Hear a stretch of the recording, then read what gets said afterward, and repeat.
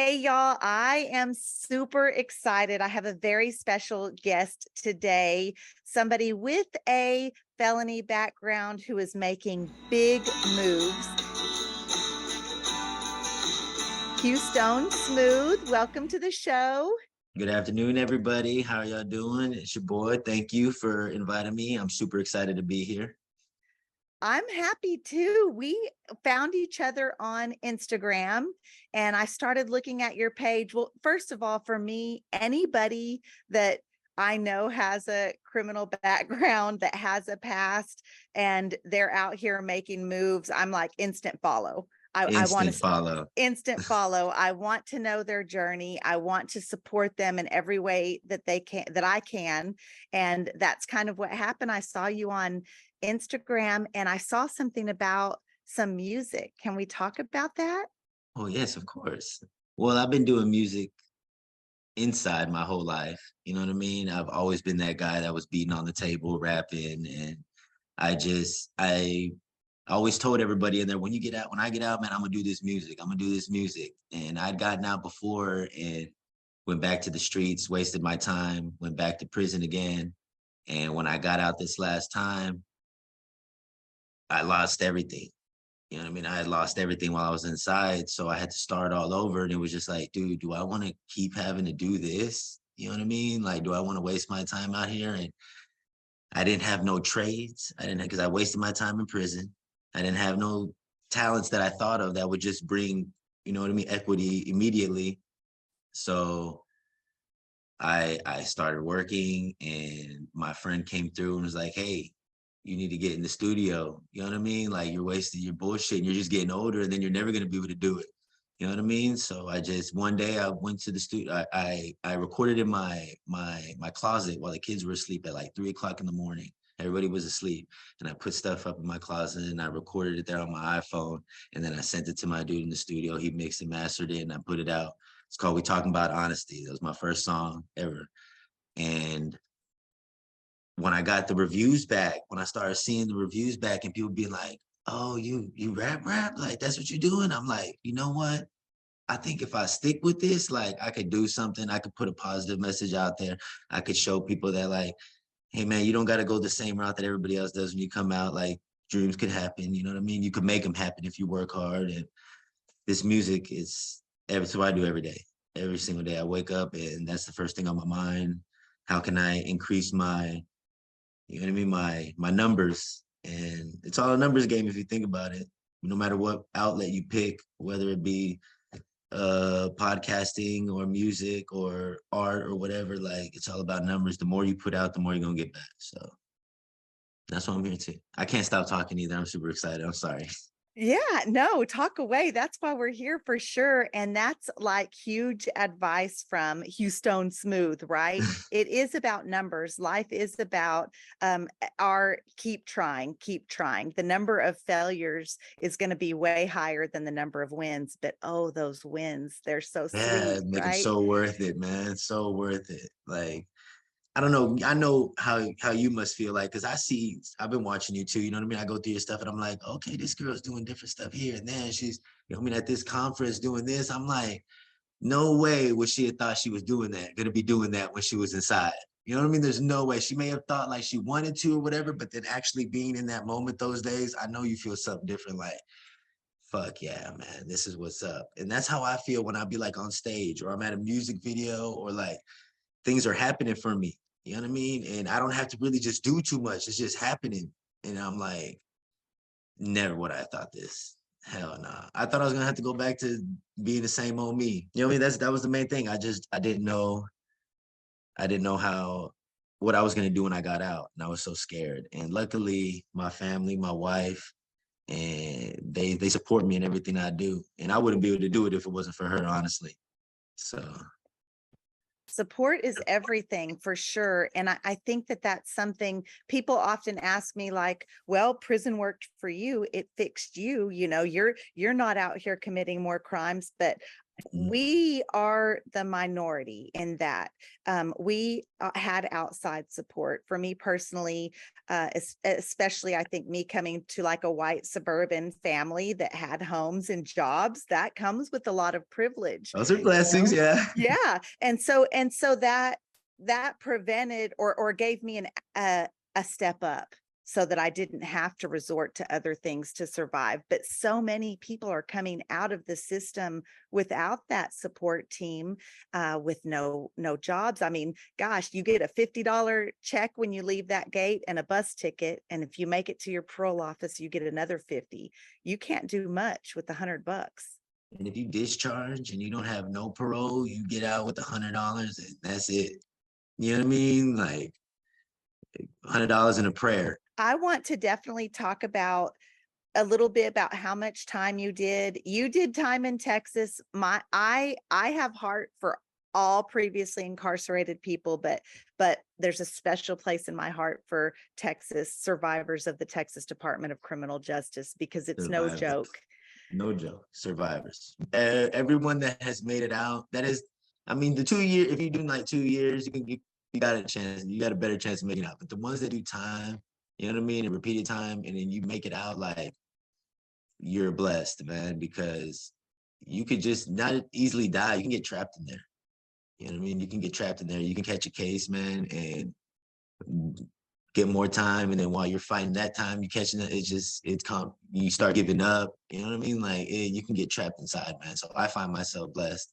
That's why I take every day with a smile, because there's people that aren't, you know what I mean? And I feel for them, man. Yeah, you can get trapped in there legally and mentally.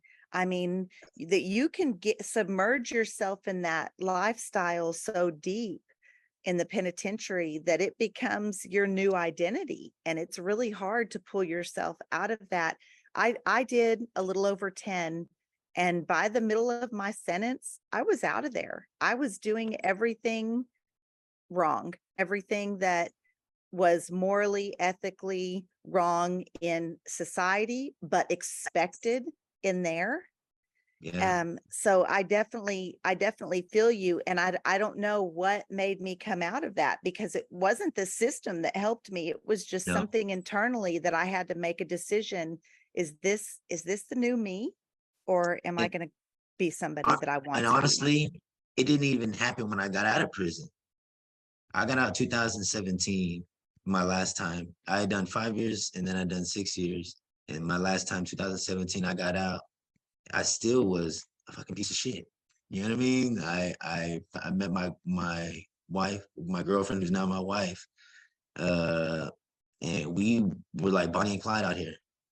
You know what I mean? For I want to say almost 3 years on a binge, on whatever you want to call it, but just on a spree, and was doing the same things that I was doing when I felt, honestly, I felt like I had to prove myself to her that I was that guy that I said I was. You know what I mean? Because when you get out and she meets you, it's like, yeah, whatever, whatever, whatever. Like, so I felt like I had to prove myself, man. And I spent 3 years to prove myself that I was still a gangster and I was still, you know what I mean, a criminal mastermind. And when she got pregnant with my daughter, I had a dream about it the day before. It sounds cliche or corny or whatever. I had a dream about it the day before, and when I picked her up from work, I brought a pregnancy test, and I was like, "We're gonna go take a pregnancy test. You're pregnant. You know what I mean? You're gonna have a little girl." Whoop, whoop. And sure shit, that happened, man. And since that day, I don't know if it was because I knew I was gonna have a little girl, if I was gonna be a parent, or if I just knew I didn't want my kid to grow up and have any type of lifestyle that I had to go through. You know what I mean? That I felt like I had to go through. And since that day, my life changed. I still was going through trials and tribulations here and there, you know me, falling off the wagon, this and that, this and that. But I knew in my mind that my life would never be the same again. I'll never go to prison again. I'll never live that lifestyle again. You know what I mean? And it had to be that. So I don't even know how did I get to this? How did we Yeah. get to this?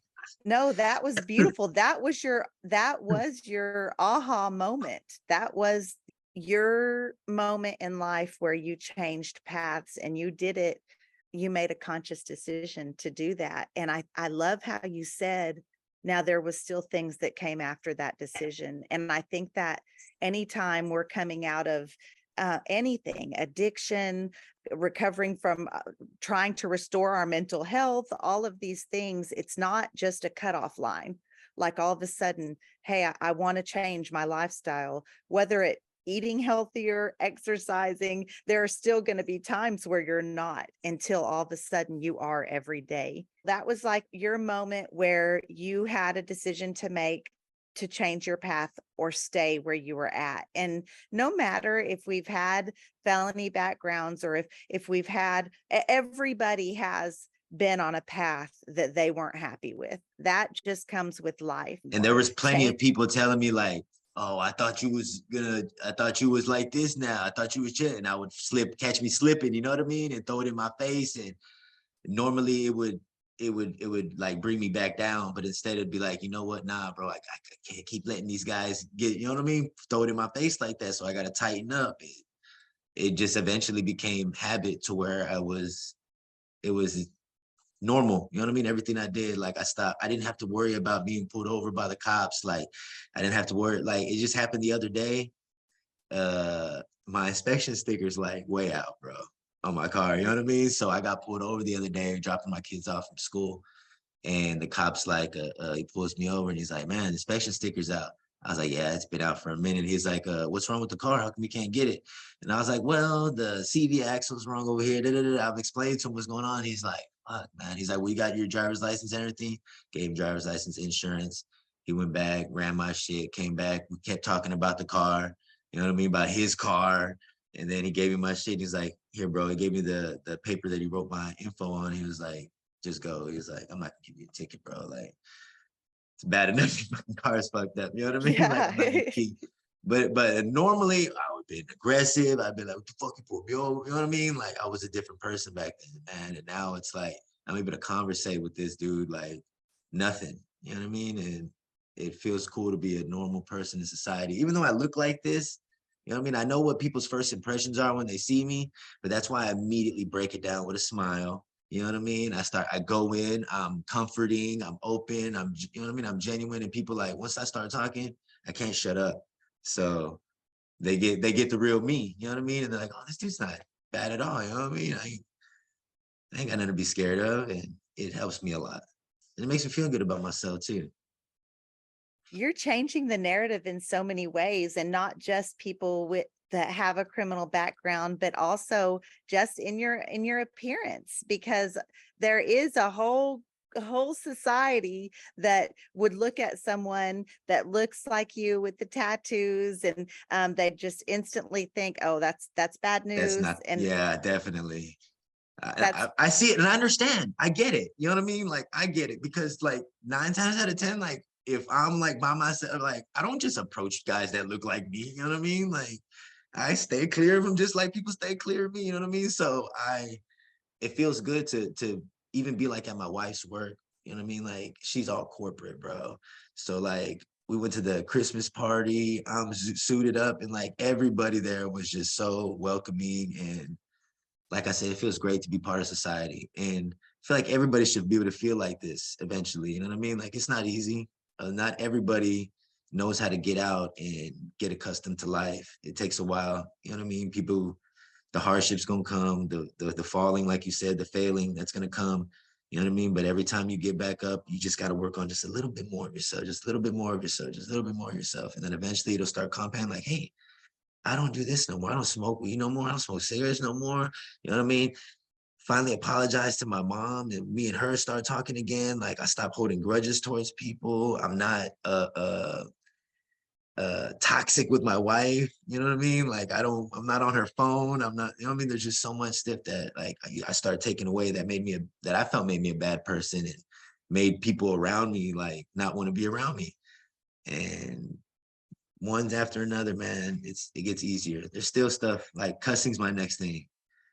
Cussing's the next thing I gotta take out. My kids started saying fuck, you know what I mean? yeah. And it's 3 and 4, you know what I mean? So my oldest doesn't even cuss, you know what I mean? He's a good kid, man, but my babies, they're already saying those words. So I'm like, you know what? I got to take that out. So that's my next thing. And that's crazy when that's like the only bad thing that you got to take out of your life, huh? That's Like incredible. that's what I'm like. It's crazy. Like that's what I'm working on right now. Not cussing as much. And And it's so freeing to be able to just wake up and not have that anxiety that I don't know about you, but while I was committing my crimes, I was anxious all the time. I was stressed out. I was never at peace within myself. And then the lies that I had to tell involving all of that. It's really something when you can just wake up and be like, hey, it's a new day and it's I still wake up with anxiety. I got freaking 5 kids here. You know what I mean? I still wake up with like, I gotta get them ready to, but it's different, bro. Like it's so different, man. And like I got a couple of guys I talked to out here that I was locked up with. You know what I mean? That we spent time together. Like that was my brother, my boy Triple D Dante. Shout out Triple D Dante. And he just had his little boy. He's doing good. He's been working, like making music too. He's up there in Dallas. And like we were talking about this when we were locked up. You know what I mean? And so like every time, every day, I message him every day. You know what I mean? Like, I love you, bro. Like, I see you. Da, da, da. We play with each other still, like keep in contact with him. And I don't know, there's just I want more of us like that. You know what I mean? And I do see a lot of us like that. You know what I mean? And that's why I'm the first too, just like you said. I'm like, oh my, push up, good job. Like, hell yeah, let's keep it going. You know what I mean? Because there's so many of us that aren't, man, that when I go to the corner store, I see them like, what's up, OG, woo, woo, woo. You know what I mean? That are still like out there. And I'm like, damn, like, you know, I'm waiting in line and I'm looking at them out there still doing their things. And it's like, damn, it's crazy, bro. Like, I don't want it to be, you know what I mean? There need to be more of us. That can't be me no more. You know what I right. mean? Right. And I love you but I have to love you where you're at because I Long can't get spoon. sucked I into that. gotta feed you with a long spoon. You know what I mean? Like, Right. You talked about relationships that you made in prison and bonds you made with the men that you were locked up with. For women's prisons, that's very much, we very much kind of form almost family units in there and for sure make emotional attachments to people. Can we talk about that? Because I think especially a lot of my audience are women. And so I think there's a curiosity on how, because we know in Texas prisons, gangs are pretty prominent on the men's side, not at all on the women's side. And so can we just talk about that? Talk about making well, connections. the main thing that I tell people out here is I don't have no friends out here. All my friends, my real true friends, are in prison. You know what I mean? Or they're on their way back to prison. Or, you know what I mean? The guys that like, dude, I'm finna tear up, like no bullshit. Like my friends, my true friends are in prison, man. Like did everything with these guys. You know what I mean? Like every single day, man. And a lot of them don't get the chance to come out. And when you come out here and you don't know how to build these bonds with these type of people out here, you know what I mean? Like they're different. And when you get out, you're different. And so it's hard to approach people and it's hard for people to approach you. And the only people you think about are the people that are locked up still. Like that's how it was for me, at least. You know what I mean? And I was going ready to go back too. And that's why a lot of people do go back because the comfort there, you know, like you know what you get when you go to prison. You know what to expect. You know what I mean? Like when you're out here, you don't know what could hit you, you know what I mean? And so when you're in there, you got your camaraderie with your brothers, you know what I mean? You eat every day with these guys, you wake up every day, you fight with these guys, you know what I mean? You tell stories, you cry with these guys, you know what I mean? You live every single day. Like, I'm gonna be honest with you. My whole time there, I don't know if this falls into the subject. I've never seen like no dude get raped or anything like that in prison. Like 11 years in prison, I never seen a guy get raped. But there was dudes that were like messing with other dudes. And like that's a different type of relationship. You know what I mean? I'm not speaking on that. I'm speaking on like just your brothers, man, like your family. Like you even have like older dudes that are like 50, 60 years old that are like your grandpas and your tios, you know what I mean? And it's just without that, and there's still war and conflict and stuff like that, but I don't know, man. Like I think I said it all. Most of my brothers, bro. Like, you know what I mean? And that's why I don't want to take my time out here lightly for the guys that are still in there. If I ever went back, the shame that I would feel, You know what I mean? Walking into that unit like, Smooth, you're back, bro? Like, I would be like, I don't know, I feel so much defeat. Like I just let everybody down. You know what I mean? With my chance at freedom. You know what I mean? So there's no way I'm letting that happen. And I keep in contact with all of them. JPay, Core Links, my boys in the feds, you know what I mean? I keep in contact with everybody, man. You can check my shit. I don't give a, you know what I mean? And everyone that comes out too, that I do keep in contact. J Ton Salazar, he just got out. He's in parole. He's in Waco. I'm putting, you know, help putting him on. We kept in contact the whole time. It's just, you know what I mean? Like, that's what you got to do. You got to give a leg up to the ones that step out too, man. You can't just forget about them. You know what I mean? Like, they're your brothers, bro. Like, they made mistakes. Not all of them are psychos. There's some that are in there that are like, oh, that is not my brother. You know what I mean? That is not my brother. But then the ones that are there, man, like Dante, he knows, man. That's my dude right there, man. Like, did everything for him, man. We do everything for each other. And it's just a blessing that he was able to get out too, man. And I'm able to see him out here live his life. Like, it makes me cry, bro. Like, no bullshit. When I see my dude out here, you know what I mean? I don't even know if he knows it. He probably don't even know it, you know what I mean? But when I look at his Instagram stories and I see him with his son and, you know what I mean? I see him with his girl and the family eating. I'm like, bro, we was in that cell together, bro. You know what I mean? We was in that cell together, 130 something degrees in there. You know what I mean? Like, and look at you, bro. Like, I'm so proud of you. And I message him and I tell him that shit. Like, I'm so proud of you, bro. For real. It's so, the bond is real, man. The bond is real. You can't help it. You go in there tough, solo dolo, and you're gonna find your best friend in there. You know what I mean? Yeah. I That's beautiful. And I couldn't have said it better myself about family and my true friends being in there or previously incarcerated and now out here. And I think that you really said something about how difficult it is then to go from that environment where we're enduring state sanctioned violence together. We're bonding together. We know exactly, we're all on level playing field Yep. because I mean, we're all thrown in there together. And then being able to make those connections and then coming out here and it's not that. It's Yeah. so different than that. And then a lot of the ones that get out too that you thought were your friends in there, like, you know what I mean? Like, they, I don't know, they go back or they I feel like everybody's got their own life. Everybody's got their own story. You know what I mean? So I get it. You know what I mean? Like, everybody lives their own story. But I guess I'm just I want to be so involved with everybody that, you know what I mean? I get disappointed when someone else isn't that same, like, boy, you was in there with me. Don't fucking front. Get your ass over here. You know what I mean? Like, come on, let's give some of this energy back so we can make positive advancements instead of always you quick to put your shoes on for a riot. You know what I mean? Like, take your shoes off, come over here, and let's get on the knees, let's pray. You know what I mean? Or something like let's change the whole dynamic, man. Of course, I never said that to nobody. I never told nobody to pray, but you know what I mean? Like, Yeah. for real, like, Yeah. change the dynamic of things, man. And I just want everybody to feel like that. And I guess that I see, like, when the ones that don't, I'll be like, you was fronting. You was fronting, bro. You know what I mean? Yeah. But everybody's got their time. I think that for some people, that's how they handle that. And regardless of how tough you are, how big you are, what you were gang banging and doing this and that on the street, whatever your charge, big violent charges, the fact of the matter is prison is violence. And when you are incarcerated, you experience an extreme amount of trauma. So Daily.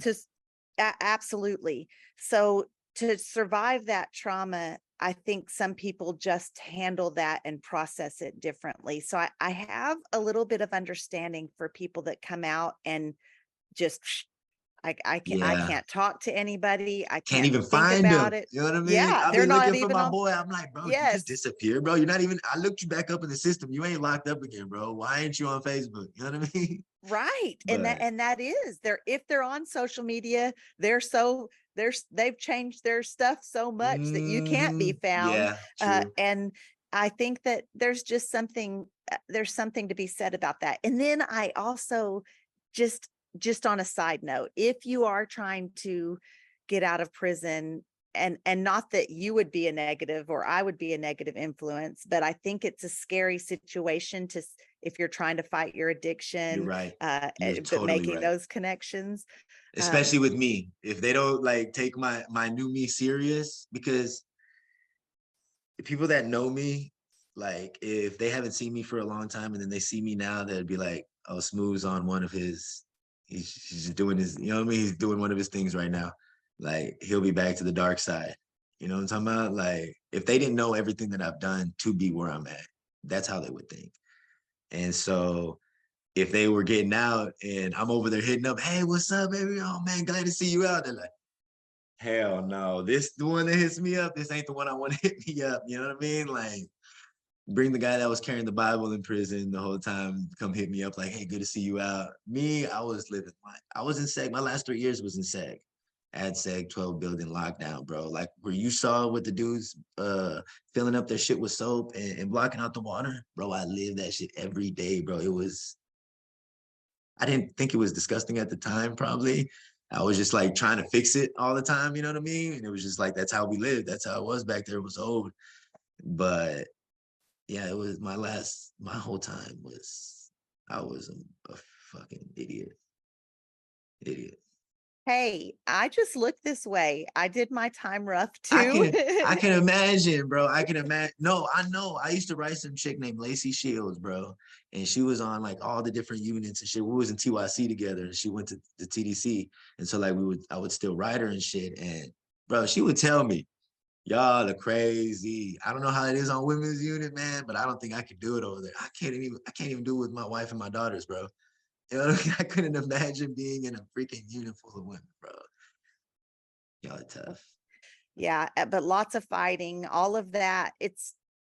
Humans adapt. We adapt to our surroundings, and it's a lot of reasons, right? It's survival, physically, mentally, all of that. But I just got so far sucked into that lifestyle. That's why when you were saying how easy it is to get trapped there, that could have been me. I mean, that could have been me, mother of 5 in the penitentiary, trapped inside my mind so deep that I didn't come out. That easily could have been me. I was there. I was on that track until, like I said, something changed within me the last couple of years. And I was like, okay, this is really enough. Like it's getting old, man. Like I'm gonna be real. That's how I feel, man. Shout out Foster.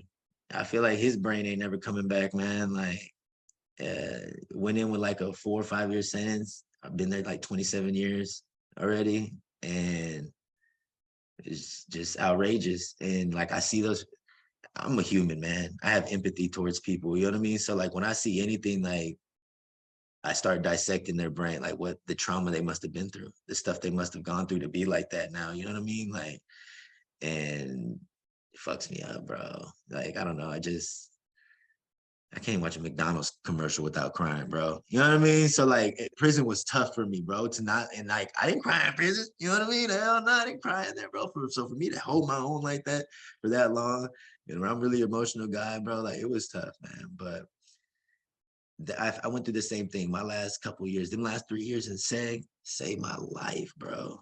I saw the worst shit I ever seen back there. You know what I mean? And I was going through the most out living conditions, but it saved my life because I was able to sit with myself 24 hours a day, 7 days a week, 365. And anything bad that I did, it might sound crazy, but like if I cussed at a law, fuck you, motherfucker, da, da, da, da, I'd sit down and be like, why did I just say that? Why did I just get so angry so fast? Why, like, it's because he said this. But well, why did I feel inferior when he said that? Well, it's because when you was a kid, your daddy used to beat the shit out you and tell you know what I mean? Like, I started doing that with myself, bro. And like, you know what? That's not that anger you need to hold on to. You know what I mean? He was doing bro, I did that for 3 years. And when I came out, I thought I was good.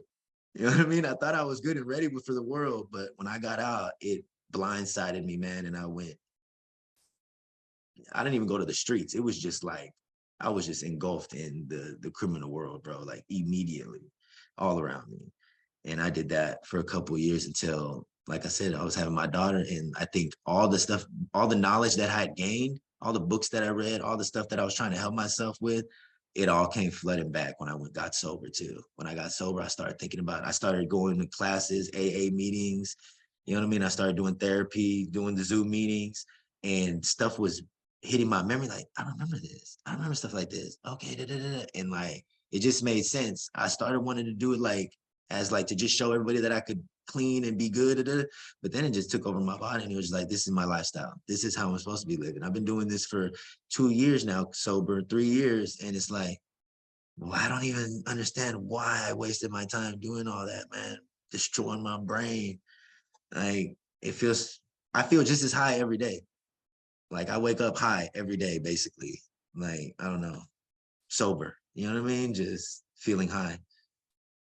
I'm just a rambler, bro. No, you're Feel sorry awesome. for my wife, bro. That's how I Yeah, am at the house, no. bro. I Every heard that already. I know. we are here for it. We are here for it for sure. You're dropping all of this gold, and I'm just taking it in. First of all, congratulations on your sobriety, because that's huge. That's Super. huge. That's the And main. it's That was the not main easy. thing.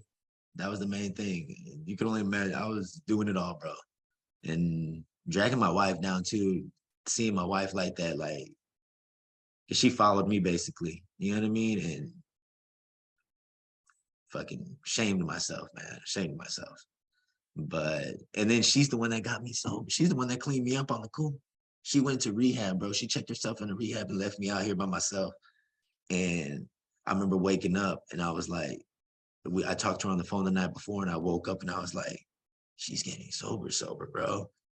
Like, our conversation that we had, I woke up like, if I don't get sober, she's gonna leave me, bro. Like, she's not gonna put up with this shit. You know what I mean? Like, we're not gonna be able to do this no more. Like, and it scared me. I was like, dude, do you want to be alone again, bro? Like, what the fuck, man? Like, get your shit together. Like, real shit, bro. And from that day on, everything, I stopped everything. Everything. Just fucking take it. You know what I mean? And we're happy. Had popped out a couple more kids. You know what I mean? That's how happy we were. Yeah, you got a basketball team over there. Heck yeah. So They're great, that man. that's incredible. And I love that you're changing the narrative for your family as a whole, because the percentage, the statistics don't lie. And when kids have parents that are in that lifestyle and in and out of prison while they're growing up, they just follow suit, even when they don't want to, even when they see that they don't want to, I'm scared something of that already internally. because of how I Yeah. look. You know what I mean? And my kids are what's the tattoos, and they know what tattoos are and this and that. You know what I mean? So I don't want them to even be already inclined to want to know what that lifestyle is about. You know what I mean? I don't know how to break it to them. That's something I have to think about, because there's gonna come a point in time where they'll be like, Dad was a gangster. You know what I mean? Like, they're gonna Google me. They're gonna find out who I was. They're gonna like, bro. And I just hope that they have their own lifestyle choices. I see a lot of my friends' kids though that are growing up, and a lot of them ain't like them at all. You know what I mean? Like, they'll be Yeah. skateboarders or just different types. It's just a wide variety. So hopefully they don't follow my footsteps. I don't think they will. They're pretty I good. think that just the your authenticity, is that the right word? Authenticity. Yes, Authenticity. authenticity. Um, and the way that you're just openly talking with us, that your kids, I'm assuming that's how you talk with them. And Oh, I definitely. think that they will just latch on to that and take that in their spirit, honestly. You're in a position now where I feel like they can learn from some of your past mistakes, instead of letting that be like a free pass to do that, right? So I really believe that. I think that you're an incredible example for your family. I'm so proud to know you. I'm so happy that we found each other on social Awesome. media. Yes. Yeah. Over some Texas prison heat. That's what it was. Because Yes. I'm about that, man. I tell my wife, I was like, bro, I'll be in the car sometimes. And like, when you first get in the car, you know how it's super hot, like at 1 o'clock. And the steam, I was like, woman, this ain't nothing. I was like, live this every day, 24/7. You know what I mean? That is what it's like, going to your car in the middle of the day right now and just sit there. And that's what it's like. You know what I mean? Just cooking in the freaking heat, man. You're in the oven, man. It sucks. So that's what it was. It intrigued me because I was just talking about it. And I looked and I was like, oh, wow. I was like, okay. I was like, why didn't I think of this sooner? Like, to look up people like that. You know what I mean?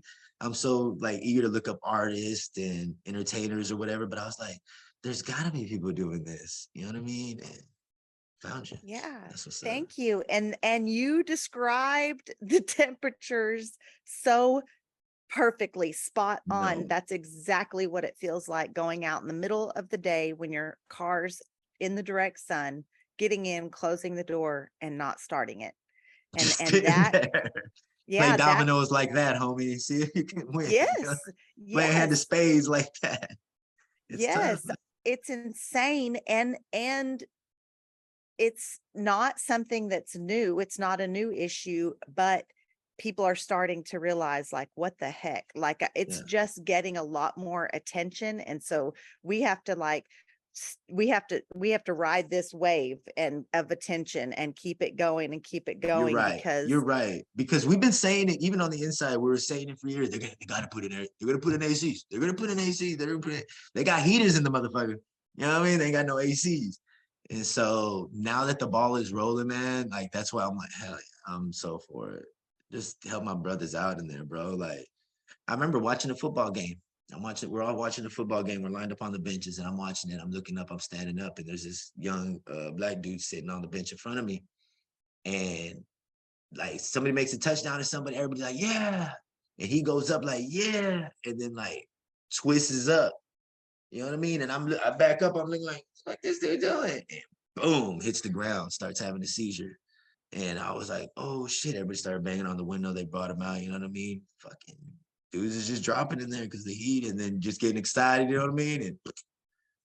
And so I seen it firsthand. I seen a bunch of people seizures, bro. And I don't know, when you see someone have a seizure, bro, that shit scars you. Like you remember that what it looks like. You know what I mean? And so it's motherfuckers doing that over the heat. Like put some ACs in there. That cold jug that they bring us, that ain't enough, man. That ain't. absolutely not. The heat induced seizures, I didn't even know that was a real thing until I I didn't got know that was a locked thing up. till exactly me too. I didn't know why he dropped at first. You know what I mean? So everyone's like, dude, it's 100 and some degrees, heat exhaustion. You know what I mean? He just dropped to a seizure. I'm like, fuck. And then I seen another Mexican dude drop like that. And I was like, oh shit, that shit real.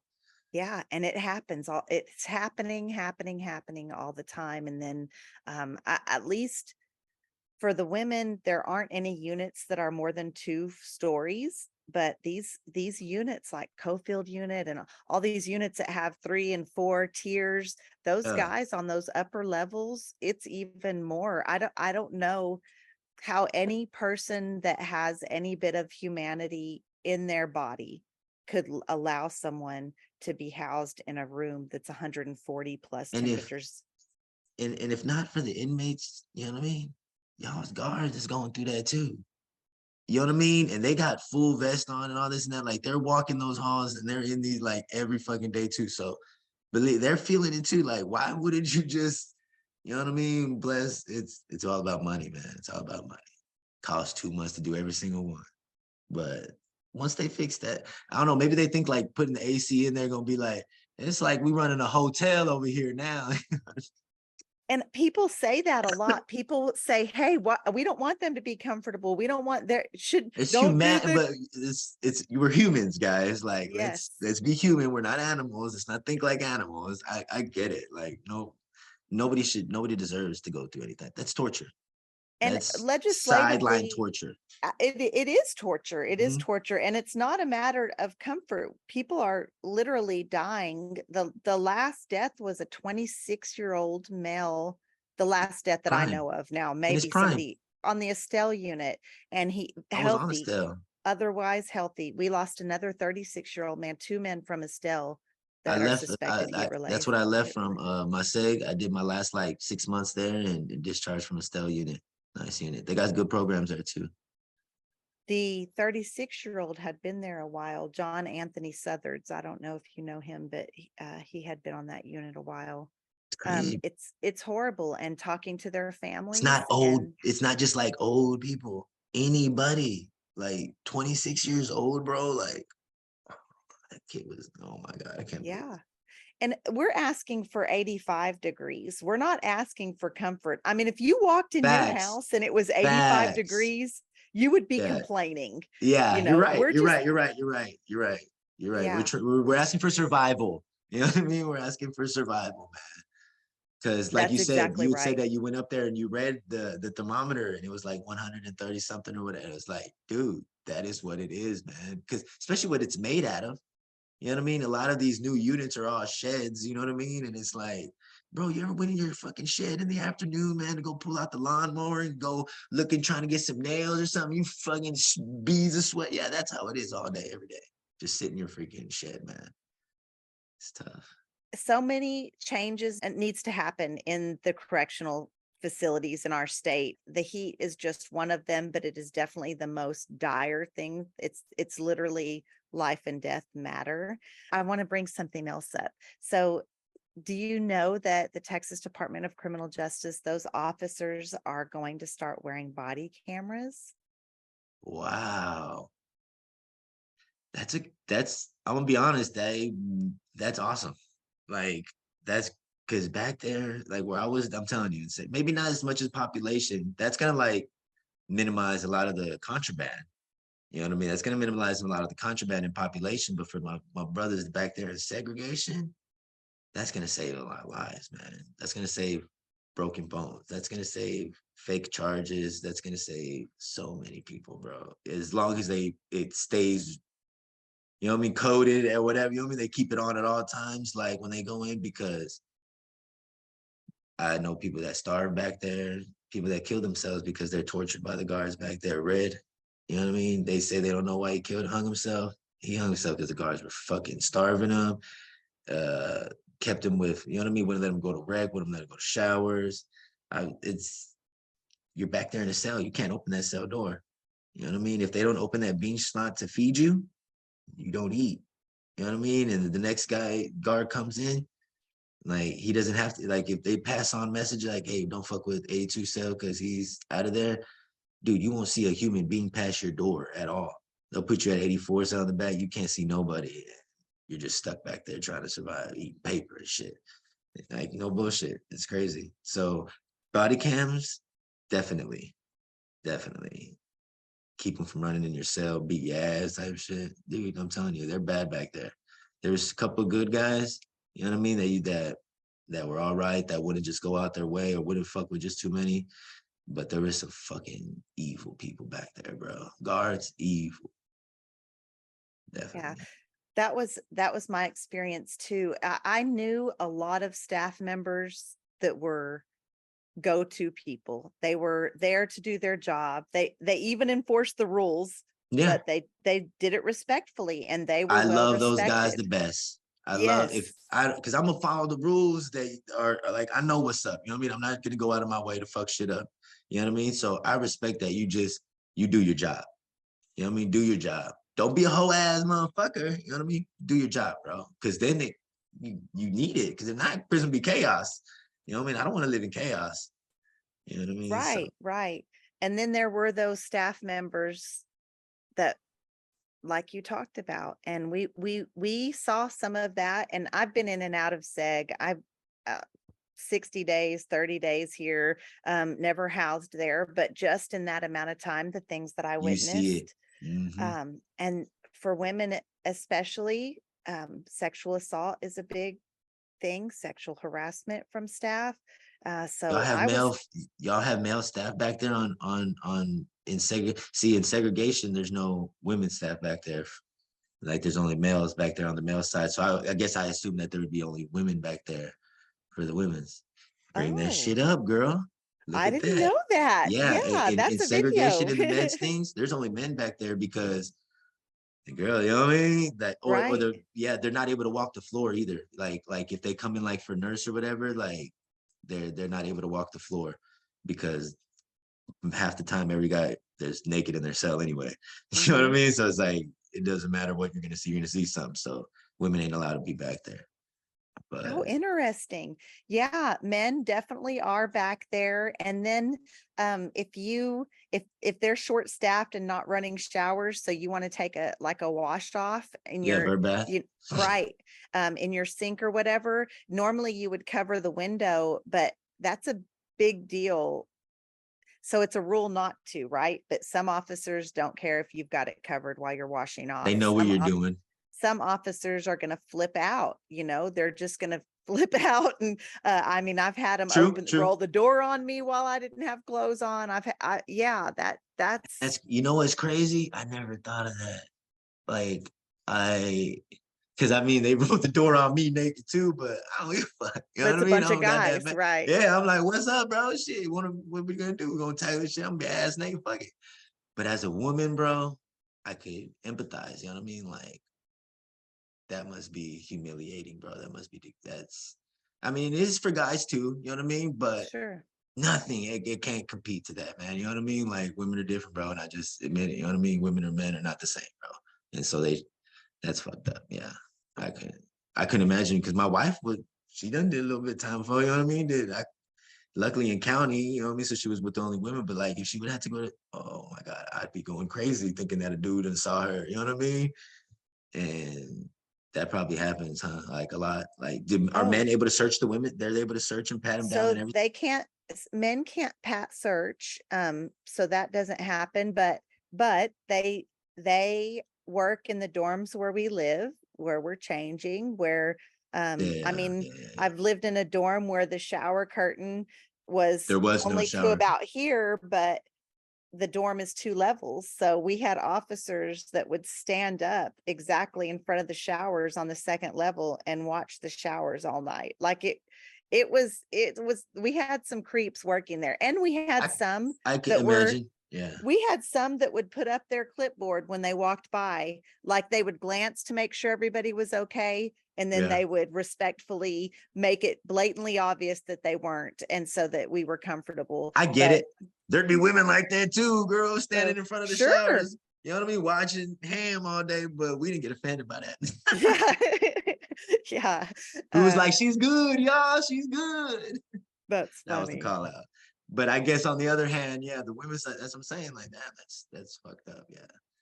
That's not cool. Yeah. It's a strange feeling. I told you I was in the studio yesterday and the day before. And so when they're like attaching the mic and everything, and the man's like trying to be so respectful, and I'm just like, I don't have any modesty. Yeah, I'm yeah. covered. Same I here. have a I don't give bra a fuck. on. Just Yeah. prison took any modesty I had. Just do what you have to do. And he said, You well, know, I yeah. tell my wife all the time, I say, you know how many guys done seen my butthole, bro? How many times I done had to squat, bend over?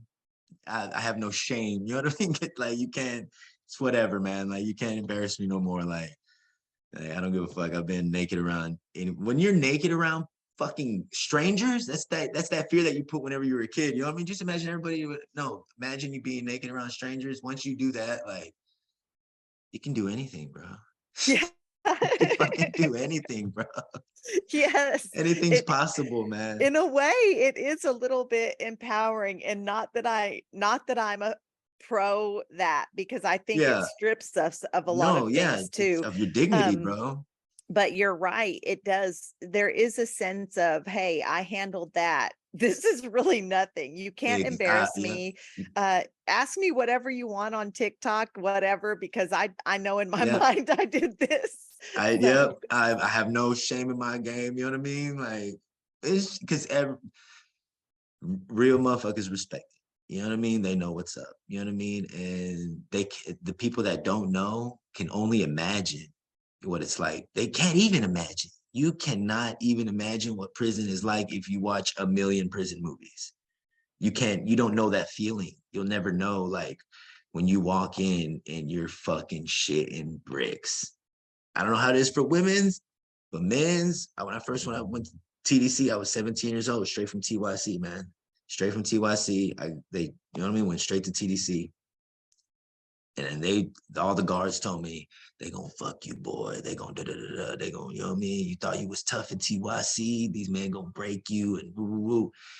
And I was like, shit, whatever, you gonna see, we gonna see. But inside, bro, I was fucking terrified. I'm gonna be real with you. Check it out. My life of crime started when I was 10 years old. Before that, I was a Pokemon playing skateboard. I'm half Japanese, half Mexican. I grew up with my Japanese grandma. You know what I mean? I was a Buddhist. I fucking chanted every 3 times a day, every single day, dude. I'm talking about, I was the sweetest little boy in the world. You know what I mean? I caught a fucking assault charge in school on some bullshit because I was playing with a kid. You know what I mean? And went to juvenile, fucking cried the whole time, 24 hours I was in there because I didn't know what the fuck was going on. I was able to get out the next day. Like they just held me for 24 hours. My dad came, got me, but they were pressing charges for assault. Put me on pre-trial probation. You know what I mean? While I was waiting to go for that charge, met my probation officer. You know what I mean? Still the scared little fucking boy, bro. When I went back to school, everybody knew like shit, you know what I mean? He had fucking, so they started treating me different, bro. Like everybody started like including me with the gang life or what, you know what I mean? With the criminal type of kids. Like they were like, oh, this motherfucker's about it. Like he's not, you know what I mean? Went to juvenile, da, da, da. Didn't know that I was fucking crying and shitting bricks the whole time. So my PO said within that next week, because I had to see him that next following Wednesday, within that next week, he's like, when you came in to see me, you was a completely different little boy, bro. He was like, you was sagging your pants. You was already fucking, everything about you had changed, bro. And it did. I felt like I had to blend in. I was scared as fuck everywhere I went. You know what I mean? Like, fuck, they're gonna find out that I'm this little Japanese boy that, you know what I mean, really fucking eats with chopsticks and watches Pokemon and da-da-da, you know what I mean? And so I was always the first one, like, what you say? Boom. What? Da-da-da. Throw the fucking desk. I was always the most outrageous one because I didn't want people to find out that I was really just this, really wanted to be, go home and just chill, you know what I mean? Like, so that happened, bro, till I was like 14.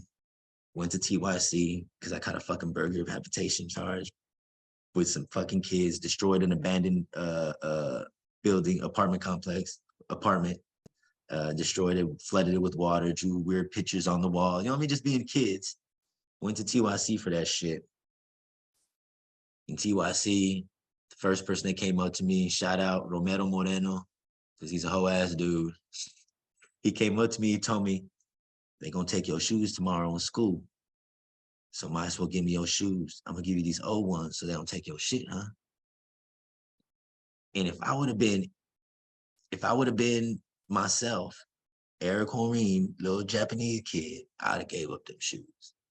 But I was still in the mode of I have to be this guy or I'm gonna get exposed. And so I went off on him. Da, da, da, da. And everywhere I went, that carried. Everywhere I went until I went to TDC.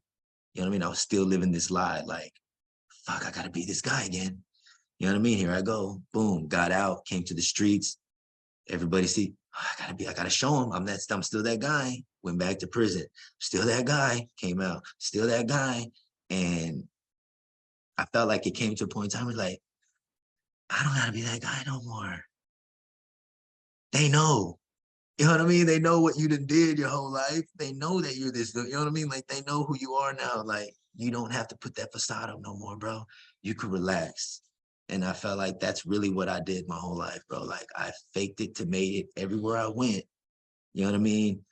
And then now I'm finally relaxing, being myself, bro. Being a daddy, being a husband, being a son, being a brother, being an artist. You know what I mean? Like finally, 34 years old, everybody. You know what I mean? And I'm finally able to be myself. Just because I fucked up, I made a little mistake and it was a joke, bro. I was playing a joke with somebody, you know what I mean? And he got mad, reacted, and then I reacted because he reacted. And my whole life fucking changed. You know what I mean? My dad held me down the whole time since I was 10 years old, whole time until I was 28. He passed away a couple months after I got out of prison. And that too affected me. You know what I mean? Like, now what you gonna do? You go back, you ain't got nobody holding you down no more, boy. You know what I mean? Like, you gotta make that change. I get to be myself now. I get to talk like this. There's no way I would be talking to you like this. You know what I mean? No way. You wouldn't have seen the tears. You know what I mean? But I'm able to be myself now, bro. Like, and I think that's the main thing that a lot of people do. A lot of people are living a facade when they go to jail, bro. A lot of people are putting on the role or feel like they have to be a certain way. Like, and I get it, because sometimes you do. You know what I mean? You do to survive, man. You do. But a lot of those guys ain't those guys. My boy Dante, he's not that guy. You know what I mean? He's a good guy, man. And I don't want those guys to be trapped in there like that. So when they come out, I make sure that I'm there to influence them in positive ways, man, any way I can. That's what I do, bro. That's what I do every day on Instagram. I try to motivate other people that are kind of like me. And I love it. And you're beautiful at it. And we're so honored that you have put yourself out there and you are helping a lot of people. I, the school to prison pipeline, that's what that was. You were on the school to prison pipeline at 10 years old. Put me And in sixth grade in detention. He drew a picture on the wall. He's like, this is where you're going to end up. And he drew a picture, said Huntsville. I was in detention or an ISS, and the teacher drew on he drew like the school and like a little sidewalk, and he put Huntsville. And I fucking always remember that shit, bro. I didn't know at the time what the fuck that was. I was like, Huntsville? Like, it's up the street. Like, what are you talking about? Weirdo, you know what I mean? Until I went through the system and then fucking left through Huntsville. You know what I mean? And I was like, whoa, bro, that dude, like, I don't know what he called it like that, but that's what it was exactly. From school to juvenile, I did the boot camp thing. You know what I mean? To TYC straight to fucking prison. Like 2 months after my 17th birthday, bro. They had already started my red pack when I was in TYC. They gave me chances. I'm not gonna lie, they gave me chances, and I never took them. I kept fucking up, and just all the way to prison. Yeah.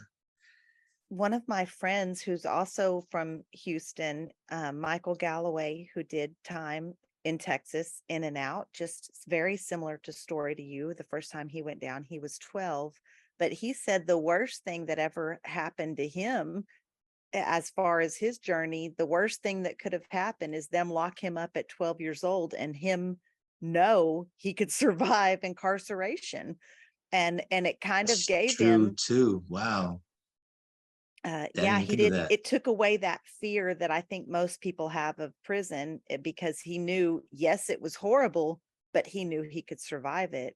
And he has a great success story also. But yeah, and I think there's something to be said about that when we're locking up our children. And there's actually a big campaign going on in Texas right now. It's called Finish the Five, and they are actively advocating to close the last 5 juvenile facilities in Texas. Their goal is they understand that, yes, sometimes youth do something where they need to be removed from the community for a time, but that doesn't mean a carceral setting. That a prison for a child does nothing to make our communities safer. The percentage of children that are Turns more locked up, monsters. Makes yes, more monsters, bro. yes. TYC was nothing. The prison was nothing compared to TYC. A bunch of teenage boys, all from when I went to TYC, it was from 10 years old to 21. You can be 21 up in there. So you had Wow. 21-year-olds with 10-year-olds. They usually didn't do that, you know what I mean? But it was up to that. You know what I mean? Y'all could be that far and be right next to each other and living like that. So the influence of different age groups, kids weren't even going through puberty at, you know what I mean? Some of them, like, to be influenced in different ways, like making monsters. The older ones were just like priming these little monsters, man. And we were just so accepting, like, we want to be accepted. And then we don't realize, like, these little dudes are growing up, and then I run into them in prison. You know what I mean? And I'm like, yeah, that's what happened. We just got all trained. You know what I mean? We all just got trained by our own kind, and then tossed right back in. And then that's why I tell everybody, like, this group of people that are my age, a lot of these guys have been saying stuff like, ain't nobody teach me the game, so I'm not gonna teach nobody else the game. They gotta learn the game on their own. And I'm like, that's how it keeps going, a revolving door, bro. Like, you have to break the cycle, man. You got to teach these guys, like, no, this is not how it, there's different ways to the game, bro. Like, you don't have to be in the streets a thug, you know what I mean, hustling or doing these scams and stuff. Like, there's other ways to still get that type of money, bro. 2023, there's a million ways to get $1 billion. You know what I mean? Like, no excuses. You don't have to do that no more. But it's that rush, bro. That's what they're, you know what I mean? It's that feeling acceptance against these guys that do shit like that. You know what I mean? Like, whoa, y'all do stuff like that. I want to feel like I can do stuff like that. And then once you get in there, you're gonna end up like me. You know what I mean?